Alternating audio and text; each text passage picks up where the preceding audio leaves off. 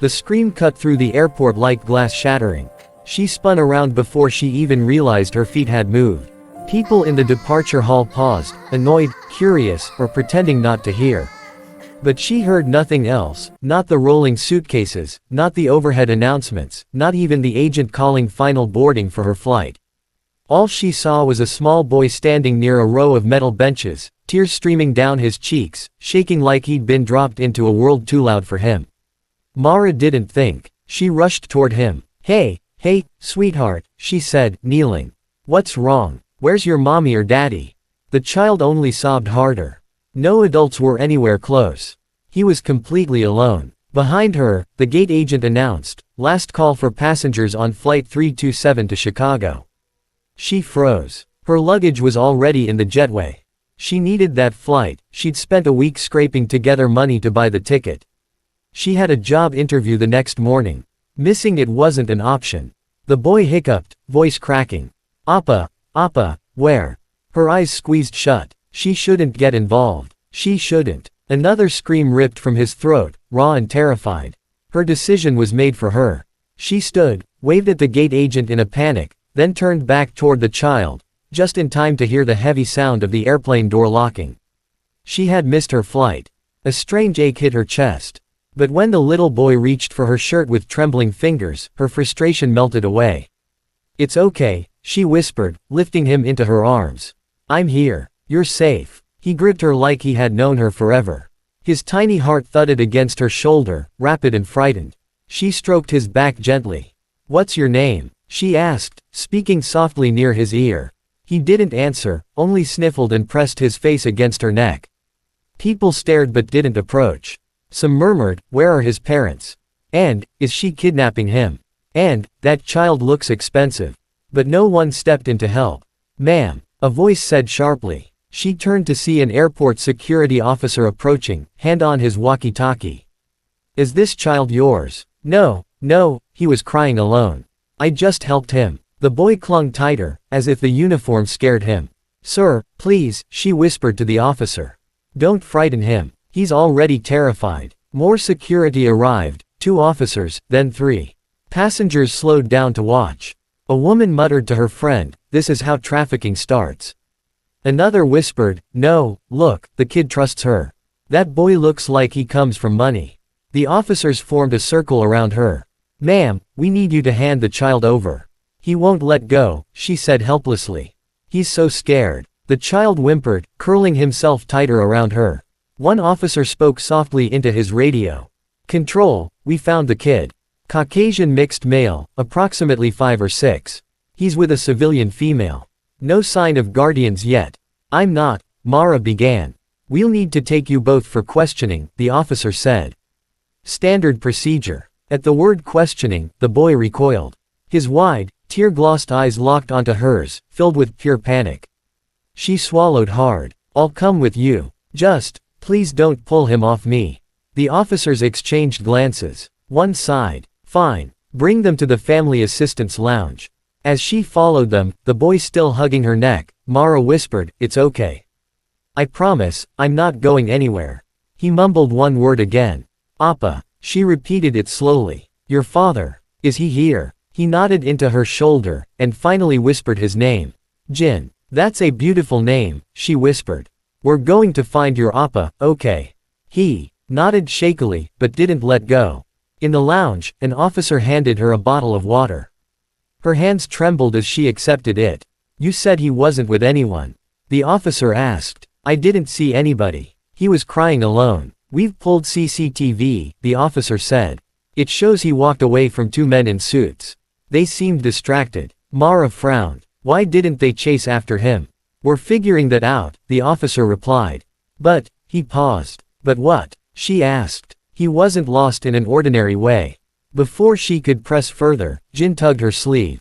Appa coming. We're trying to reach him, another officer said. Your father is on the way, okay, buddy. Jin didn't react. Instead, he stared up at Mara like her answer mattered more.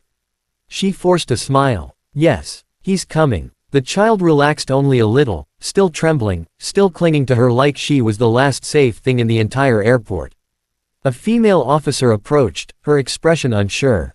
Ma'am, the child is unusually calm with you. Mara blinked. Unusually. According to the guards who lost him, he doesn't warm up to strangers. Ever. Jin reached for Mara's hand.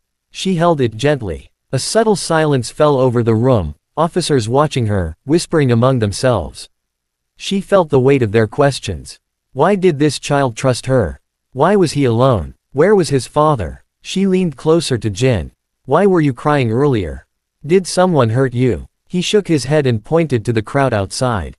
Too loud. Ah. Sensory overload. Poor kid. He pressed something small and warm into her palm. She looked down. A pendant. No, a custom-made jade piece carved with a crest.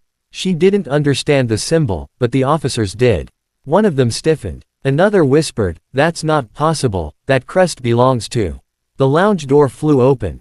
Two large men in black suits stormed in, breathless, panicked, eyes scanning the room like they expected a bomb. When they saw Jin in her arms, their bodies loosened with relief, but their eyes widened at the sight of her. The taller one whispered, "He chose her." The other shook his head. "Sir won't believe this." Mara stepped back. "Are you his bodyguards?" They nodded, still staring at her like she'd performed a miracle.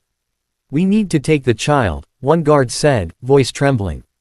Jin instantly tightened his grip around Mara's neck. "No." She rubbed his back. "It's okay, Jin. They're here to help." But he refused to budge. The guards stared at her again, curious, stunned, almost reverent. One guard slowly said, "Ma'am, we were told he screamed for 40 minutes straight. We couldn't get near him. But he let you carry him." "He was scared," Mara said simply. They exchanged a meaningful look. "We've contacted his father," one guard said. "He's landing soon. You will meet him." "Me?" "Yes. He specifically requested you remain with the child until he arrives." Immediately. Mara blinked. "Why?" The guard's jaw tightened. "Miss, you don't understand. This boy's father." His walkie-talkie buzzed. He listened, nodded, then turned to her. "He's here." Jin perked up. Something like electricity passed through the room. Officers straightened. Guards stood at attention. Even people outside the lounge seemed to sense something powerful was approaching. Mara's stomach knotted. "Who is his father?" she asked quietly. The guard hesitated, then replied, "You'll see." Before she could argue, Jin tugged her sleeve. "Stay. Please." Her voice softened. "I'm right here." A subtle, warm pulse filled her chest. The boy trusted her, a total stranger. Why? For a moment she wondered if she should record a message for her subscribers. Her little travel and life channel had barely a few hundred followers, but they loved when she shared touching moments. She considered it, then smiled faintly and whispered near Jin's ear. "If you're watching this later, remember to join our little family by subscribing. Stories like this one, we live them together." The doors opened again. Heavy footsteps. Controlled. Powerful. No one spoke. Someone entered the lounge. Long before Mara saw him, she felt his presence. The air changed temperature. The guards bowed slightly. Officers held their breath. Then he stepped into view. Tall. Broad-shouldered. Wearing a crisp black coat that looked handcrafted. His eyes, sharp, unreadable, carrying a weight that could silence a room, landed first on his son. Then on her. His jaw tightened a fraction. Something flickered across his face, surprise. Disbelief. Recognition. Jin whispered, "Appa," and everything in the room shifted. Jin slid off Mara's hip and ran straight into his father's arms. The man knelt, catching him effortlessly, holding him so tightly it looked like he feared the boy might disappear again. But even as he held his son, his eyes never left Mara. They were storm dark, assessing, disbelieving, intense enough to make her heartbeat stumble. Jin cupped his father's cheeks with trembling hands. "Appa, I lost you." "I know," the man whispered, voice low, controlled, but thick with hidden emotion. "I know. I'm here now." He hugged his son once more before standing. When he rose to his full height, the already tense room stiffened further. He was obviously someone used to authority, and people obeyed without him even speaking. But now he spoke, to her. "You." The word was calm, but powerful. "Come here." Her breath caught. "Me?" "Yes. You." He stepped forward. "You're the woman who found my son." Mara froze in place, unsure if she should bow, shake his hand, or keep her distance.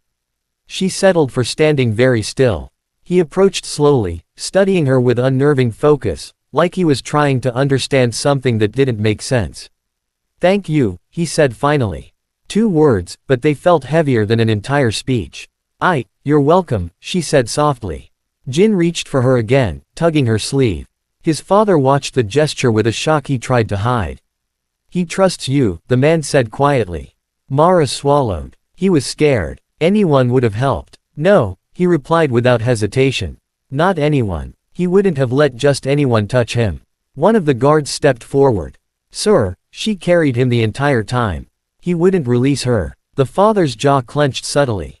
His eyes lowered to where Jin now stood beside Mara, holding her hand like it belonged in his small palm. For a long moment, the man said nothing.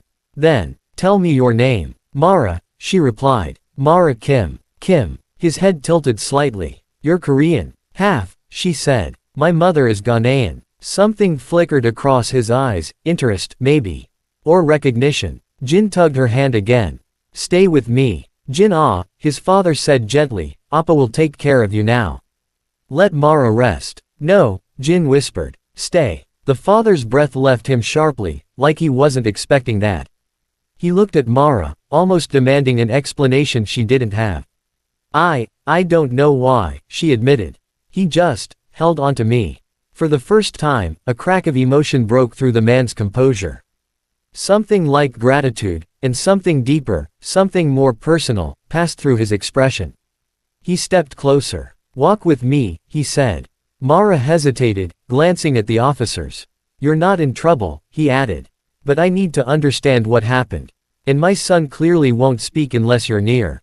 She nodded. Jin walked between them, holding both their hands. People in the hallway turned to stare, some whispering, some gasping, some pulling out their phones before security shut them down. 3 of the guards formed a barrier to block cameras. "Are you famous?" Mara whispered. Jin's father didn't slow his pace. "Not in the way people chase autographs. But yes, people know me." He did not elaborate. They entered a private elevator large enough to fit all of them comfortably. When the doors closed, silence filled the small space. Jin leaned against Mara's leg, still holding her fingers tightly. The father pressed the top floor button, then looked at her again. "You missed your flight," he said. It wasn't a question. Yes. For him, yes. He stared at her like he wasn't used to people sacrificing anything for his son, or for anyone in his orbit. "Most people," he said quietly, "walk away when they hear a screaming child."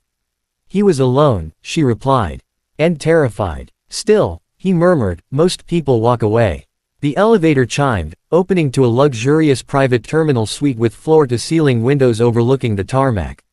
A personal chef, attendants, and a concierge all stood waiting. It looked like a 5-star penthouse hidden inside an airport. "This is where we wait," he said, motioning her inside. Jin tugged her forward, insisting she sit beside him on the couch. His father observed with crossed arms, observing every detail, how Jin kept touching her sleeve, how he relaxed near her, how he looked at her like she was safety. Finally, the man sat across from them. "I need you to tell me everything," he said. "From the moment you saw him." Mara recounted the events, the scream, the panic, the missed flight. As she spoke, Jin kept nodding like she was telling the story correctly. Jin's father listened silently, his gaze locked on her. "You acted without hesitation," he said when she finished. "I didn't think," Mara replied honestly. "I just moved." "That," he said, "is something money can't buy." He leaned back slightly, studying her in a way that felt strangely personal and strangely heavy. "My name," he said finally, "is Kang Jae-Hyun." The name hit her like a cold wave. The Kang Jae-Hyun, owner of a multinational logistics empire. A man whose company practically built half of Asia's airports. A man whispered about in business circles with awe, and sometimes fear. She blinked slowly. "You're him." "Yes." She swallowed. "I shouldn't even be sitting here." "You should," he said. "Because my son chose you." He stood and walked to the window, hands clasped behind his back. His voice was calm, but a current of something sharp ran beneath it. "He hasn't trusted anyone since," he stopped. Then added softly, "in a long time." Mara rubbed Jin's back. "I'm sorry he was scared." Jae-Hyun turned, studying her again, eyes lingering on how gently she touched his son. "You calmed him." His jaw tightened. He didn't even let his therapists hold him. Mara blinked. I didn't do anything special. You must have, he said. Children don't cling to strangers for no reason. Jin tugged her hand. Mara stays for dinner. Jae-Hyun's eyes widened slightly. He looked at his son. Dinner. The child nodded and leaned on her shoulder. Mara laughed awkwardly. I'm sure your father has important things. I don't want to intrude. You're not intruding, Jae-Hyun said immediately, too quickly. He caught himself, exhaled, then added, you're invited. Her lips parted. Invited? Yes. The guards even exchanged shocked glances at that. Mara shook her head. This is all too much. I just missed my flight. Which we will fix, Jae-Hyun said. I'll have my staff arrange everything. That's not necessary. It is, he said, stepping closer. You saved my son. His voice dropped lower. And I repay my debts. She opened her mouth to protest again, but Jin climbed onto her lap, curling into her like a kitten. She froze, surprised by the affection. Jae-Hyun's breath caught. The room shifted, tension deepening, emotions thickening, something unspoken forming between the three of them. Mara stroked the boy's hair. It's okay, Jin. You're safe. He sighed contentedly. Jae-Hyun looked at her like he had never seen anything like this in his life.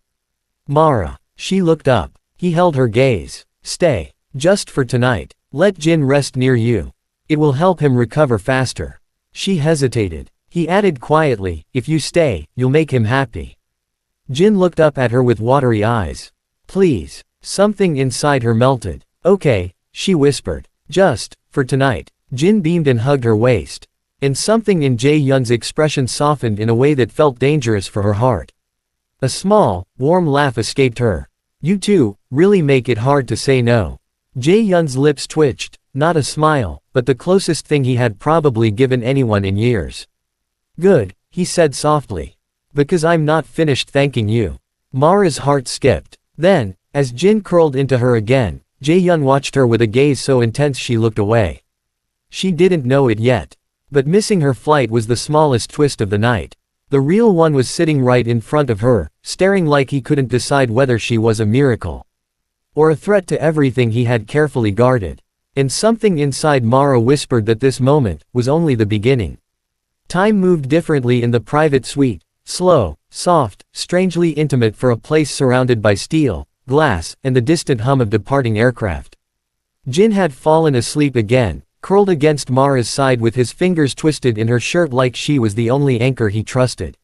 She brushed a hand gently across his hair, watching his breathing relax from shaky to peaceful. When she looked up, she found Jae-Hyun watching her. Not casually, not politely, but with a focus that made her spine straighten, as though he was trying to memorize the way she held his son, or trying to understand why Jin looked safer in her arms than he had in anyone's, including his own. How did you do that? He asked quietly. Do what? She whispered. That. His eyes lowered to Jin. He clings to you like he's known you forever. I didn't do anything, Mara said. He was crying. I picked him up. No. Jae-Hyun shook his head once. It's more than that. He walked closer, slow steps, measured like every movement he made had weight. When he reached them, he crouched slightly, eyes on his son but voice directed at her. He hasn't slept on anyone but me in over a year, he said. Not once. Not the nannies. Not the therapists. Not even his aunt. Mara's expression softened. Poor baby. He must have gone through something. Jae-Hyun's jaw tightened. He did. He didn't explain. She didn't push. Silence settled between them, warm, but threaded with tension neither of them fully understood. A knock sounded at the door. A female attendant stepped in with a tray of tea and light food. Sir, shall we serve dinner now? No, Jae-Hyun said. We wait until he wakes. The attendant nodded and retreated. Mara blinked. You should eat. You must be tired. I'm fine, he replied. How long were you searching for him? She asked gently. 3 hours, he said. 3 hours of knowing he was somewhere in the airport but not knowing if someone had taken him. A flicker of something dark crossed his face. Fear, rage, guilt. When Jin shifted slightly, Jae-Hyun touched his back with a tenderness that contradicted his sharp exterior. He's the only thing I have left, Jae-Hyun murmured. Mara's voice softened. You're a good father. He looked up sharply, as if no one had told him that in years, or as if the compliment hit a place he kept hidden. You don't know me, he said quietly. Maybe not, she replied. But I know how your son clings to you. That's not something a bad father earns. A muscle in his jaw twitched. He looked away. No one had spoken to him like that in a long time. Honestly, gently, without fear, and it unnerved him. He stood and walked to the window again, hands in his pockets. Where were you flying to? Chicago, she answered. I had a job interview tomorrow. He turned. Had. She laughed weakly. I missed my flight. Because of Jin. She smiled down at the sleeping boy. Yes, because of Jin. For a moment, something like guilt flashed in Jae-Hyun's eyes. I'll fly you there myself. Mara nearly choked. What? I have a plane, he said simply. It leaves when I say it leaves. I'll take you. That's too much. I don't want to be indebted to you. You won't be, he said. If anything, I owe you far more than one flight. I didn't help him for a reward, she said softly. I know, he replied. That's why it matters. She didn't know what to say to that. Minutes passed in quiet, the kind that didn't push them apart but pulled them closer in a delicate, unseen way. Mara kept stroking Jin's hair, and the boy, still sleeping, held her hand with surprising strength. A gentle smile touched her lips. He's really beautiful. His mother was beautiful, Jae-Hyun murmured before catching himself. Mara nodded softly. He has her eyes. Her everything, he said, looking away. But she's no longer with us. Oh. Mara's voice softened with sympathy. I'm so sorry. Jae-Hyun didn't respond. His silence was enough. He walked toward them again, and this time he sat in the chair directly across from her. Tell me about you, he said suddenly. Mara blinked. Me? I'm not that interesting. I disagree. She swallowed. Well, I grew up in Seoul until I was 10. Then my parents split, and my mother moved us to Ghana. We stayed there 10 years. I returned recently to find work. Your Korean is fluent, he observed. So is yours, she teased lightly. A faint smirk touched his mouth, unexpected and fleeting. You're bold, he said. I'm honest. Most people try to impress me, he said. Or they're intimidated. You are neither. Should I be? Yes, he said truthfully. Most people are, for good reasons. What reasons? She asked. He leaned back, eyes narrowing slightly. Power attracts fear. Influence attracts caution. And I have both. Mara raised a brow. And do you want people to fear you? No, he said after a pause. But I need them to. His honesty startled her. She looked at Jin, still sleeping peacefully. But not him. Jae-Hyun's eyes softened in a way she hadn't seen before. No, he whispered. Not him. Another knock sounded, but this time it was one of the guards. Sir, the upstairs suite is ready. Everything has been arranged. Good, Jae-Hyun said. He stood. Mara instinctively held Jin a little tighter. Should I put him down? No, Jae-Hyun said. He'll wake if you do. And, he hesitated, rare for him. He should stay with you for now. Mara nodded and rose carefully with the boy in her arms. When she stood beside Jae-Hyun, he paused, his eyes sweeping over the image they made, her carrying his son like she belonged in their world, Jin sleeping peacefully against her heart. Something changed in him in that moment. He didn't show it, not completely, but something softened, something dangerous began forming, something he probably didn't allow himself to feel.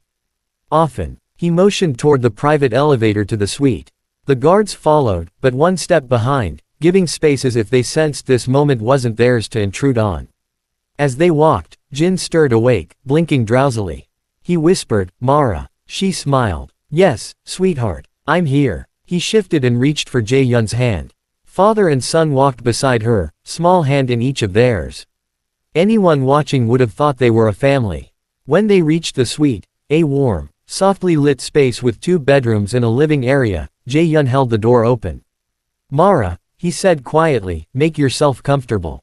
You'll stay here tonight. She shook her head. I don't want. You will, he said softly but firmly. For Jin. As if on cue, the boy pressed his face into her shoulder again. She sighed. Okay. One night. Jae-Hyun nodded slowly. She placed Jin on the bed, gently easing her hand from his, but he caught her wrist. Stay. Her heart softened. I'm not leaving. She sat on the edge of the bed.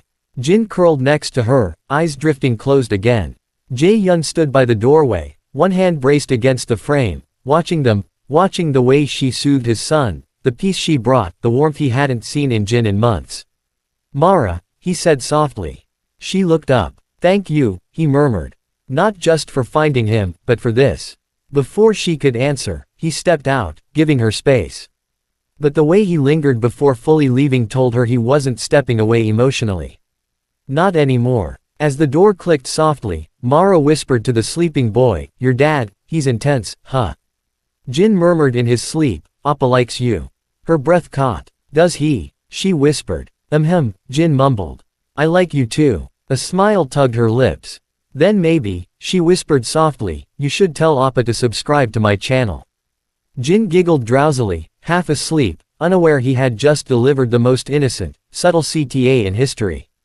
It made Mara laugh quietly, warmth blooming in her chest. But she had no idea that in the next few hours, something would happen that would make missing her flight feel like destiny. The smell of warm food drifted through the suite long before the knock sounded on the door. Mara looked up from Jin's sleeping face as a soft rap echoed. She gently untangled her fingers from his and stood, moving quietly into the living area. When she opened the door, a hotel staff member bowed slightly, pushing in a cart loaded with dishes, steaming rice, grilled fish, small plates of vegetables, soup, and a few Western options. "Mr. Kang ordered room service for you," the staff member said gently. "He asked that you eat." "Oh," Mara said, a bit flustered. "Thank you." He bowed again and left. She stared at the food, her stomach reminding her she hadn't eaten in hours. But the thought of eating while everything felt so surreal made her hesitate. The door across the suite opened.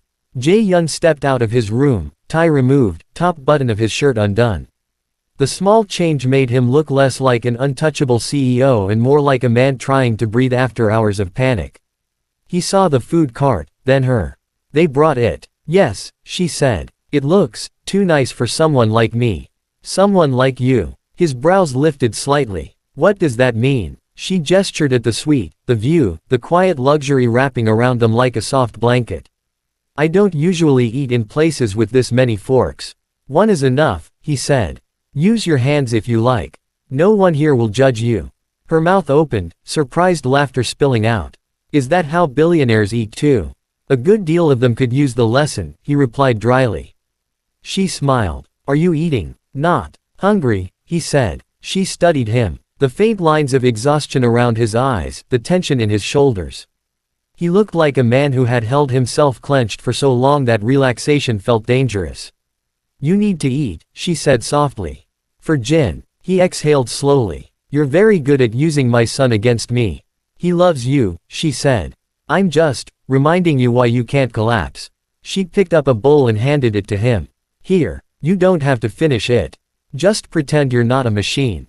He hesitated. Then, surprisingly, took the bowl.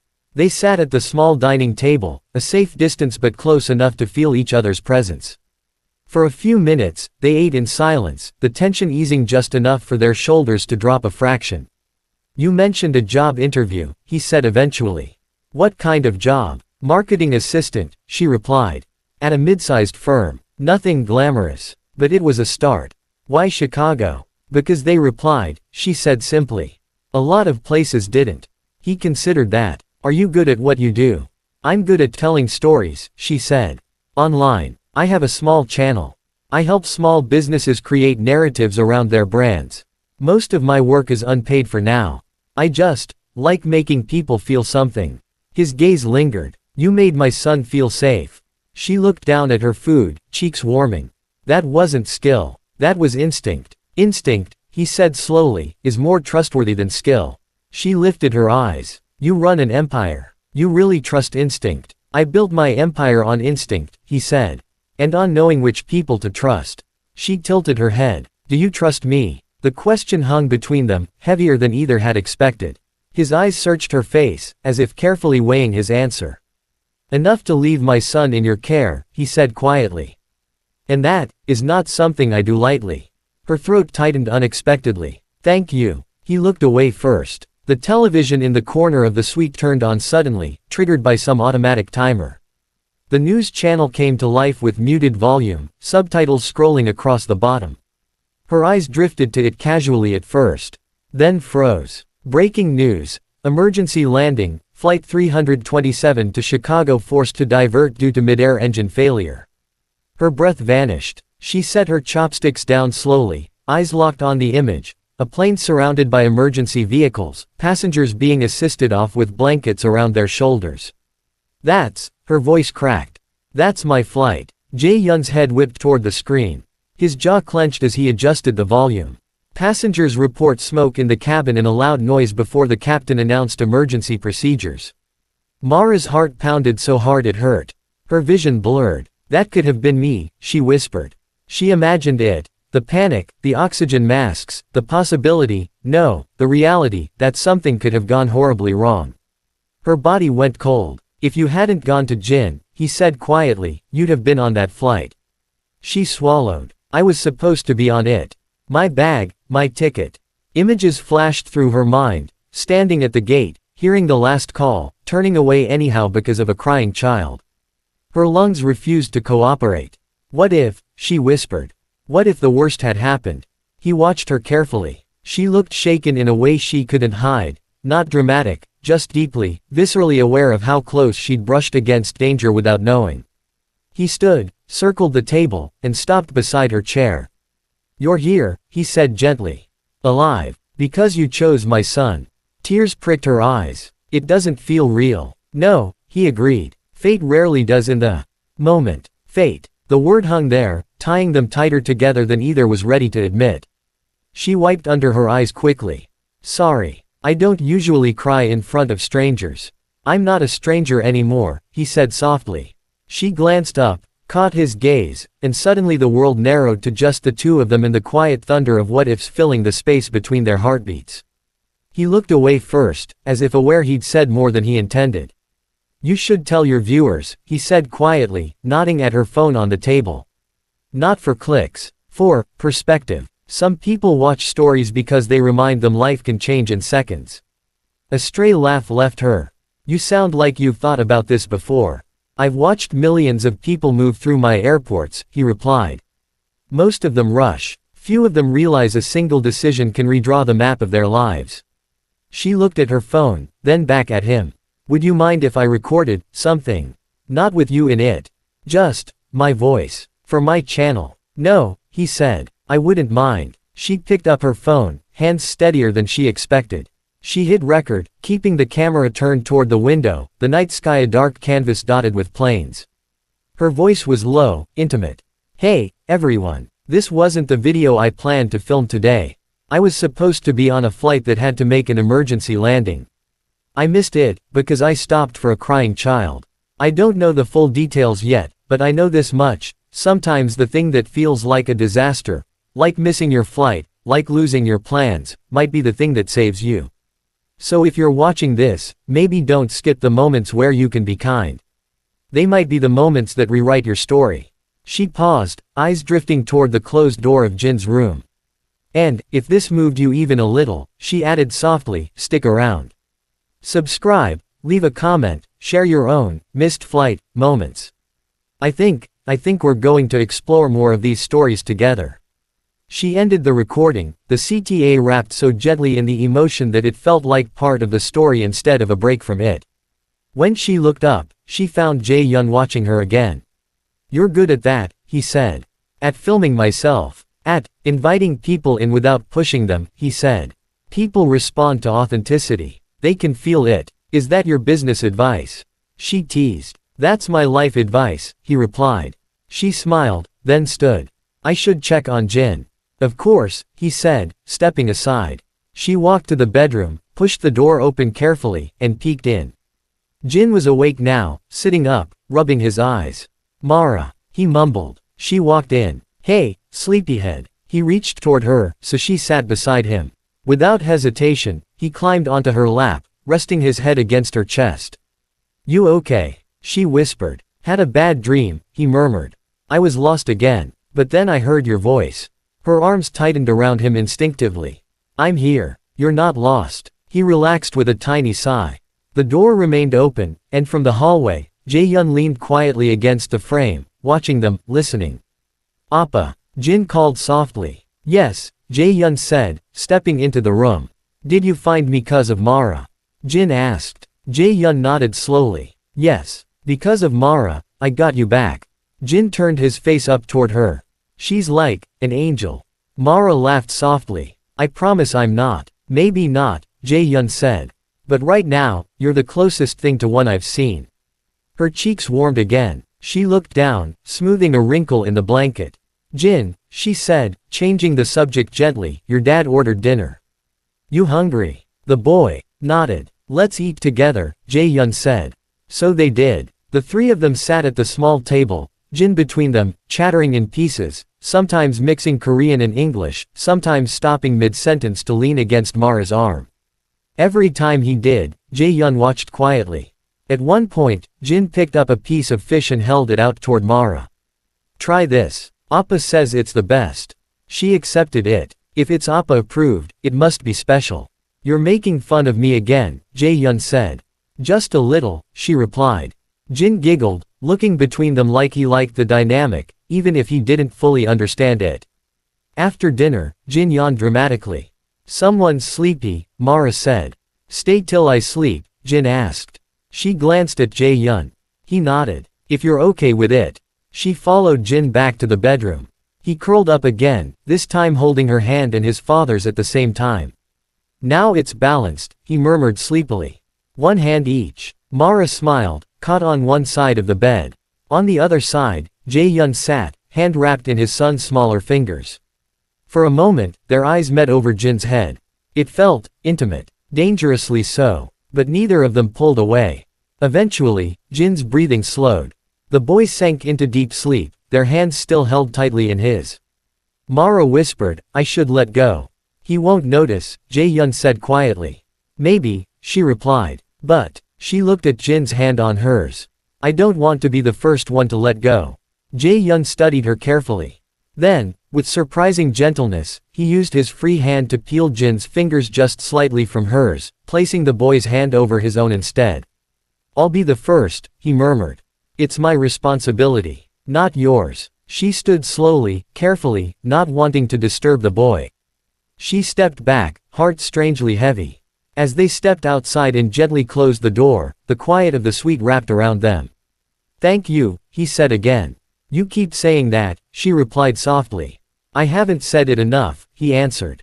They stood there, looking at each other, the air between them charged with an awareness that hadn't been there earlier.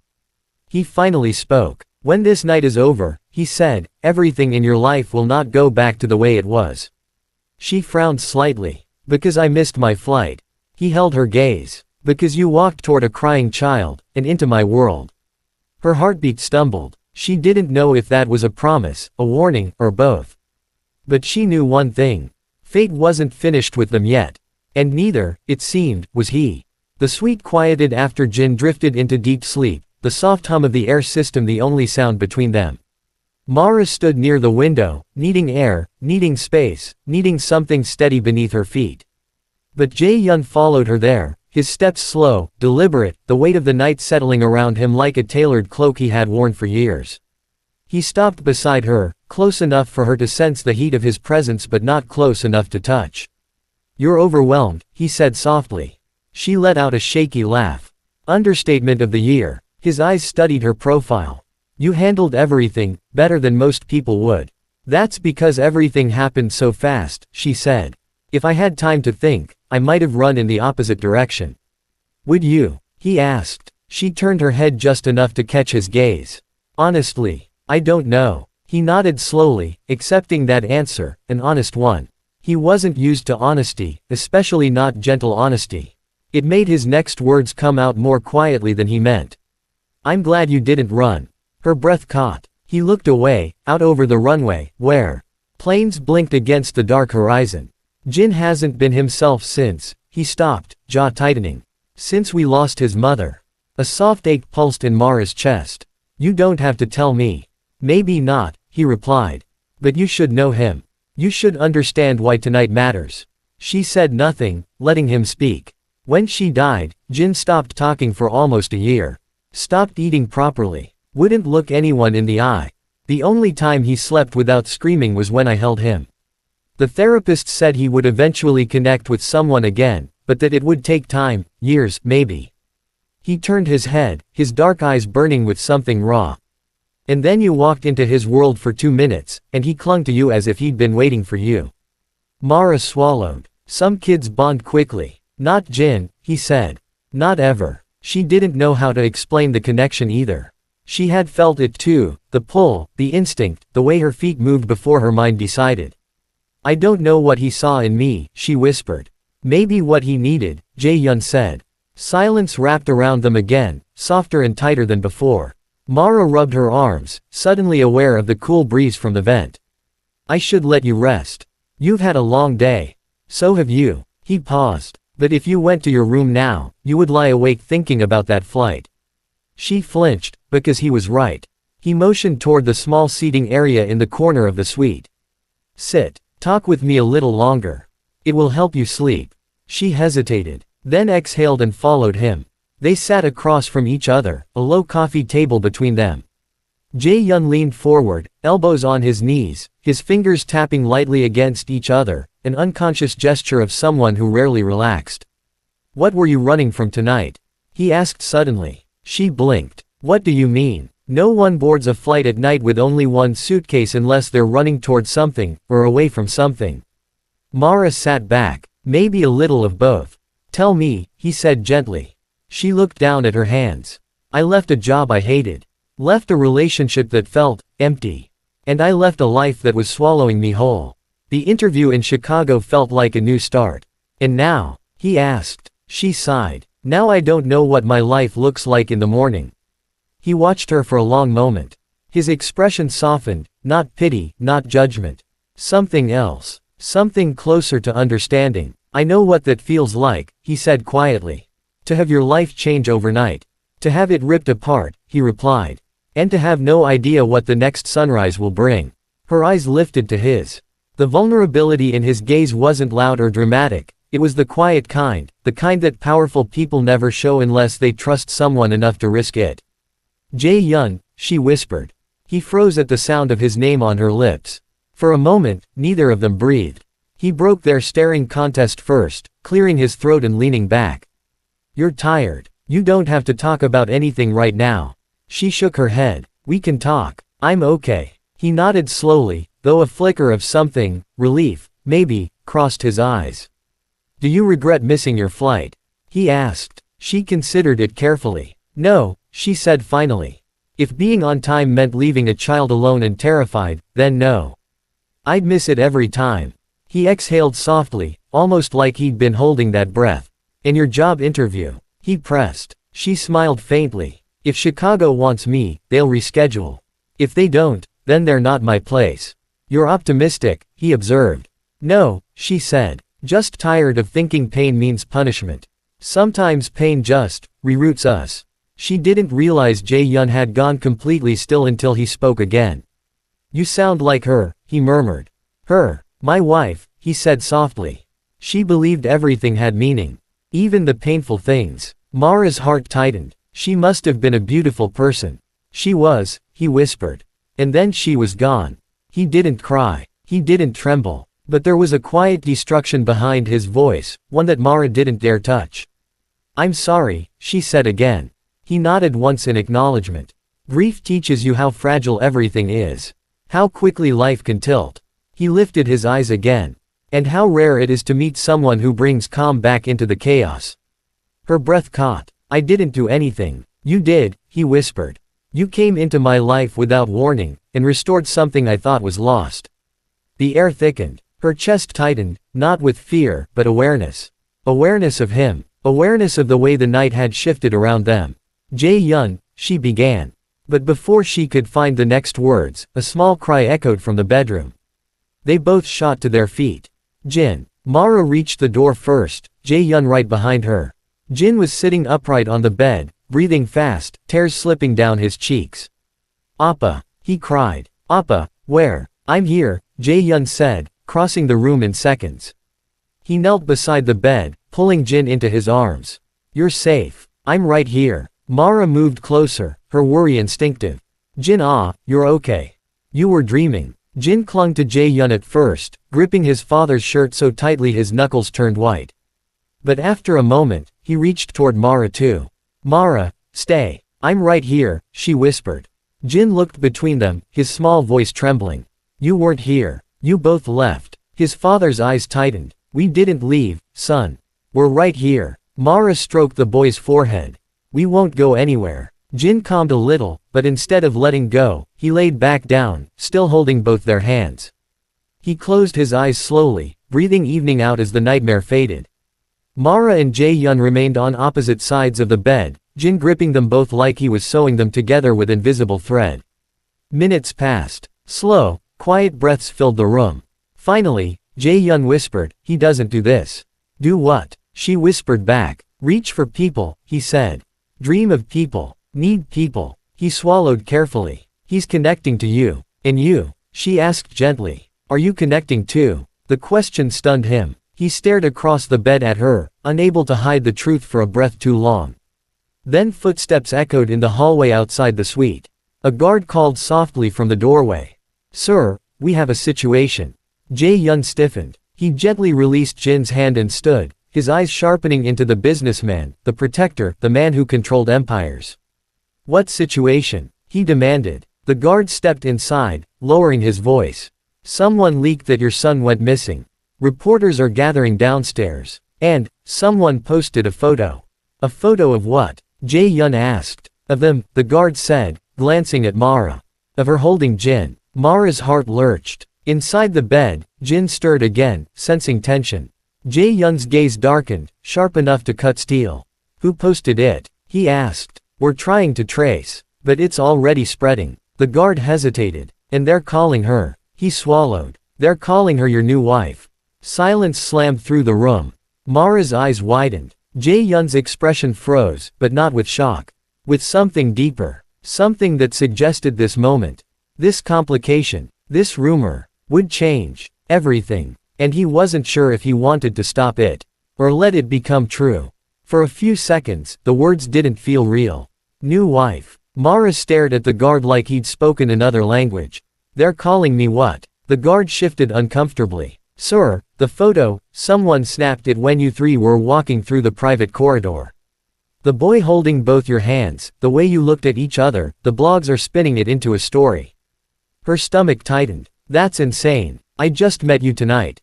Jae-Hyun's expression was unreadable, but his eyes were sharp as glass. How widespread is it? Already trending on a few local gossip sites, the guard said. And some international forums are picking it up. The angle is, that you secretly remarried and kept it private until your son went missing. They're romanticizing it. A bitter sound left Mara's throat, half laugh, half disbelief. Romanticizing. I missed a flight, comforted a lost child, and suddenly I'm headlining a fanfiction. The guard looked between them. What should we do, sir? Jae-Hyun's gaze flicked to Mara. First, you leave us. The guard nodded, bowed, and closed the door behind him. Silence flooded the room. Mara stepped back from the bed, hands trembling despite herself. This is bad. This is really, really bad. It's not ideal, he agreed. Not ideal, she repeated. I have, like, 800 subscribers on my channel. I'm not built for scandals. I just wanted a job and maybe a little peace. He watched her carefully. The story will burn out if we handle it correctly. And how do we do that? She demanded. Because right now, the internet thinks I married a billionaire behind the world's back. His jaw tightened. You didn't do anything wrong. That won't stop people from twisting it, she said. Your world is not a quiet one. I don't want to be ripped apart in some comment section because I held your son's hand. He walked toward her slowly, like approaching a frightened animal. Look at me, he said. She hesitated, then did. His voice dropped lower, steady, controlled. I will not let them hurt you. A bitter edge entered her voice. You can't control what millions of strangers say about me. I can control what story they get to believe, he replied. How? She whispered. We decide what we release, he said. What we confirm. What we deny. Silence is a story. Clarification is a story. Protection is a story. Her chest rose and fell too quickly. And what story do you want to tell? His eyes held hers. That you are not some opportunist chasing my name, he said. That you are the woman who saved my son. That any closeness they see is rooted in gratitude, and in his attachment to you, not your ambition. Her heart skipped. Is that truly all it is? The question slipped out before she could stop it. His gaze darkened, not with anger, but with something far more dangerous. No, he said softly. It's not all. Her breath caught. He stepped a little closer, not enough to touch, but enough that the space between them felt thin. I'm trying very hard to be rational, he said quietly. To remind myself that we met hours ago. That I don't know your habits, your flaws, your past. But I know this. His eyes searched hers. You walked into chaos tonight and didn't run. You chose a frightened child over your own safety and plans. You brought calm into a house that has known nothing but grief for years. And my son, his voice roughened. My son is sleeping in peace because of you. Mara blinked hard, fighting the heat behind her eyes. I didn't do all that alone. You did more than anyone else has, he replied. A soft sound came from the bed. Jin shifted, but didn't wake, still holding the impression of their hands in his sleep. Mara rubbed her arms. So, what now? About the rumors. He drew in a slow breath. I will have my team issue a statement. We will say you are a good Samaritan who helped my son when he was lost. That he formed a temporary bond with you. That we are grateful. Nothing more. She nodded, but something in her chest twisted. And when that isn't enough? She asked. People love to speculate. Then, he said quietly, they will speculate. She frowned. Just like that. I cannot control their fantasies, he said. Only the reality we stand in. And the reality is, she asked, forcing the question out. He looked at her for a long, steady moment. The reality, he said softly, is that I met you tonight under circumstances I never wanted, and I am already more attached to you than I should be. Her pulse stuttered. He exhaled slowly. That is the truth I will not share with the press. But I will not lie to you. The honesty landed so heavily between them that Mara had to look away. This is too fast, she whispered. Yes, he agreed. It is. And dangerous, she added. For both of us. And for Jin, she said. He flinched slightly, because that mattered most. I won't let him be hurt again, he said. Then promise me something, she said quietly. Promise me you won't let him get attached to something that will vanish in the morning. His jaw worked. You're planning to vanish. I have to leave eventually, she said. I can't stay in this bubble. He will ask for you, Jae-Hyun warned. He already has. That's why we have to be careful, she replied. We can't confuse him. His eyes hardened, but not at her, at the truth of what she was saying. You saved him tonight, he said. And now you want to protect him from yourself. Someone has to think clearly, she said. You're exhausted. And I'm pulled in every direction. A small smile tugged his lips, though there was no humor in it. You think I'm not thinking clearly? Not when it comes to him, she said softly. And maybe not when it comes to me. Their eyes clashed. And for a second, the air between them felt like a tightrope. A soft buzz broke the tension, her phone lighting up on the table. She walked over and picked it up. Her notifications were exploding, comments from her small but loyal audience reacting to her recorded message. Are you okay? I was on a flight once that had to circle for an hour. I was terrified. Your voice calms me. Please post the full story when you can. I don't know what happened, but this feels like the start of something huge. More and more messages poured in, simple and human and overwhelmingly kind. She exhaled, visibly calmer. At least my corner of the internet is still sane. He watched her face soften as she read. They care about you. There, my little community, she said quietly. I don't have much, but I have them. He considered that. Then you should tell them you're safe. That you're grateful they're listening. She looked at him. You really know how to use storytelling as a shield, don't you? As a bridge, he corrected. Shields are for enemies. Bridges are for people worth keeping. The words sank into her bones in a way that scared her. She set the phone back down, then looked up at him, decision forming in her eyes. Okay, she said. Here's what we do. He waited. In the morning, she continued, you release your statement. Calm, respectful, clear. No drama. Just facts. I post my full version of the story on my channel, about missed flights, second chances, and a little boy who reminded me that humanity still exists in airports. And me? He asked. You, she said, meeting his gaze, will be the man on the other side of the story people can only guess about. They don't need to know everything. They don't get to own this. He absorbed that slowly, then nodded. And after that, she hesitated. After that, we see what Jin needs. And what we can handle without destroying him. The line of his shoulders shifted, as if he'd been waiting to see if she would include him in that equation. He'll want to see you again, he said. I know, she whispered. You're not going to disappear without saying goodbye? He asked. She shook her head. I'm not that cruel. Good, he said softly. Because I would have found you. She swallowed, trying to ignore the way those words made something warm curl in her chest. We should sleep, she said.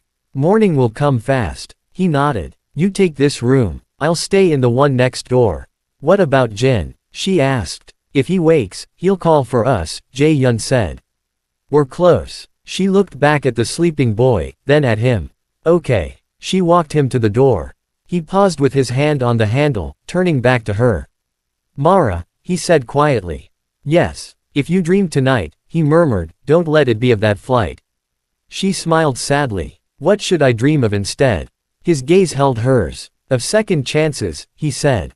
And of the boy who already thinks you belong in his family. Her throat tightened. That's not fair. No, he agreed. It isn't. But he didn't take it back. He stepped into the hallway. Good night, he said softly. Good night, she replied. The door closed. Mara leaned her back against it, sliding her eyes shut. She had walked into a cry in an airport and somehow ended up in the orbit of a man people feared, and a child who had wrapped himself around her heart faster than she could stop him.